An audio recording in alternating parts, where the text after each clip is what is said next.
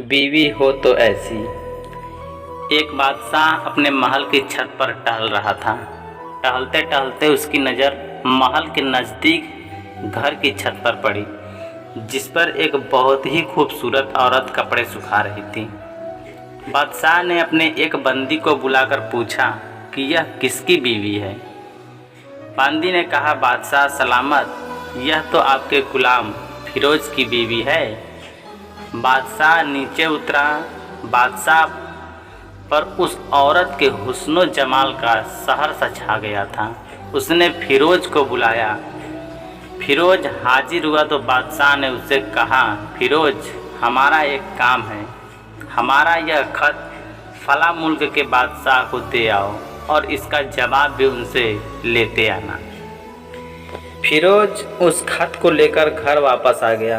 खत को अपने तकिए के नीचे रख दिया, सफ़र का सामान तैयार किया और रात घर में गुजारी और सुबह होते ही वह अपने मंजिल मकसूद पर रवाना हो गया। इस बात से लाइल्म की बादशाह ने उसके साथ क्या चाल चली है। इधर जैसे ही फिरोज नज़र से ओझल हुआ, बादशाह ने चुपके से फिरोज के घर पहुंचा और आहिस्ता से फिरोज के घर का दरवाज़ा खटखटाया। फिरोज की बीवी ने कहा, कौन है? बादशाह ने कहा, मैं बादशाह हूँ, तुम्हारे शौहर का मालिक। तो फिरोज की बीवी ने दरवाज़ा खोला। बादशाह अंदर आकर बैठ गया। फिरोज की बीवी ने हैरान होकर कहा, आज बादशाह सलामत, यहाँ हमारे करीब खाने में कैसे?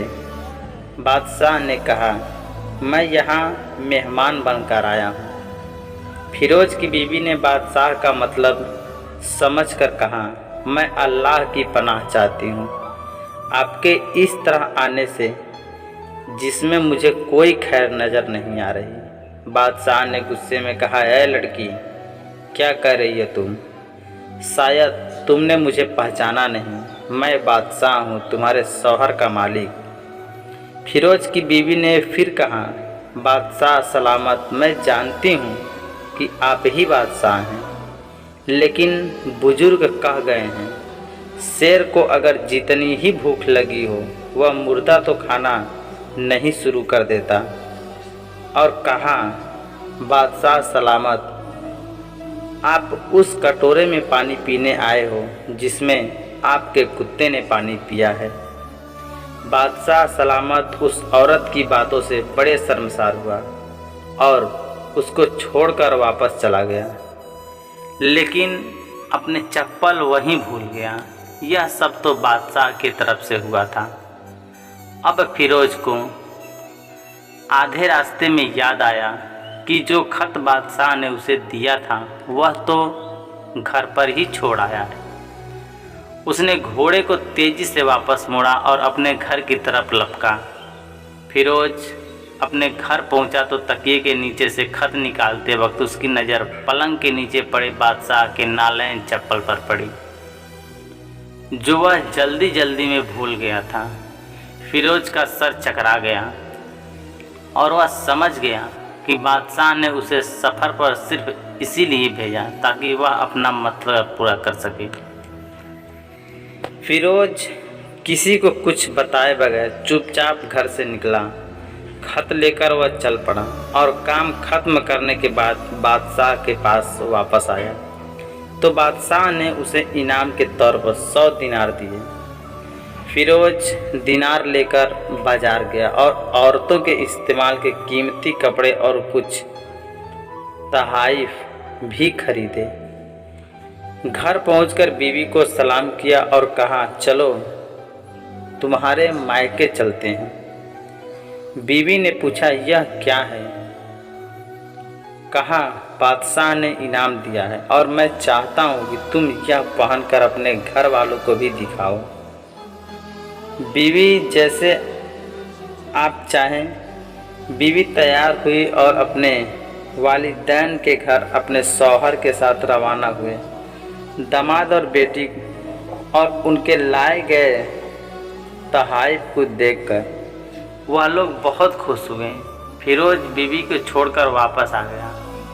1 महीना गुजरने के बावजूद ना बीवी को पूछा और ना उसको वापस बुलाया। फिर कुछ दिन बाद उसके साले उससे मिलने आए और उनसे कहा, आप हमें अपनी बहन से गुस्से और नाराज़गी की वजह से बताएं या फिर हम आपको काजी के सामने पेश करेंगे। तो उसने कहा, अगर तुम चाहो तो कर लो, लेकिन मेरे जिसमें उसका ऐसा कोई हक बाकी नहीं जो मैंने अदा ना किया हो। वह लोग अपना केस काजी के पास ले गए तो काजी ने फिरोज को बुलाया। काजी उस वक्त बादशाह के पास बैठा हुआ था। लड़की के भाइयों ने कहा, अल्लाह बादशाह सलामत और काजी साहब को सही सलामत रखे। काजी साहब, हमने एक सरसब्ज बाग, दरख्त फलों से भरे हुए और साथ में मीठे पानी का कुआं इस शख्स के हवाले में दिया था, तो इस शख्स ने हमारा बाग उजाड़ दिया, सारे फल खा लिए, दरख्त काट लिए और कुएं को खराब करके बंद कर दिया। काजी फिरोज की तरफ मुतवज्जे होकर पूछा, हाँ तो लड़के तुम क्या कहते हो इस बारे में? फिरोज ने कहा, काजी साहब, जो बाग मुझे दिया गया था वह उससे बेहतर हालत में मैंने उसे वापस किया है। काजी ने पूछा, क्या इसने बाग तुम्हारे हवाले वैसी ही हालत में वापस किया है जैसे पहले था? उन्होंने कहा, हाँ वैसे ही हालत में वापस किया है, लेकिन हम उनसे बाग वापस करने की वजह जानना चाहते हैं। काजी ने कहा, हाँ फिरोज, तुम इस बारे में क्या कहना चाहते हो? फिरोज ने कहा, काजी साहब, मैं बाग किसी बुग़्ज़ या नफ़रत की वजह से नहीं छोड़ा, बल्कि इसलिए छोड़ा कि एक दिन जब मैं बाग में आया तो उसमें मैंने शेर के पंजों के निशान देखे, तो मुझे खौफ हुआ कि शेर मुझे खा जाएगा। इसीलिए शेर के इकराम की वजह से मैंने बाग में जाना बंद कर दिया। बादशाह जो टेक लगाए हुए यह सब कुछ सुन रहा था, उठकर बैठ गया और कहा, फिरोज, अपने बाग की तरफ अमन और मुतमईन होकर जाओ। अल्लाह की कसम, इसमें कोई शक नहीं कि शेर तुम्हारे बाग आया था, लेकिन वह वहाँ पर ना तो कोई असर छोड़ सका, ना तो कोई पत्ता तोड़ सका और ना ही कोई फल खा सका। वह वहाँ पर थोड़ी देर रहा और मायूस होकर लौट गया। और खुदा की कसम, मैंने कभी तुम्हारे जैसे बाग के गिर्द लगे मजबूत दीवारें नहीं देखी। फिरोज अपने घर लौट आया और अपनी बीवी को भी वापस ले लिया।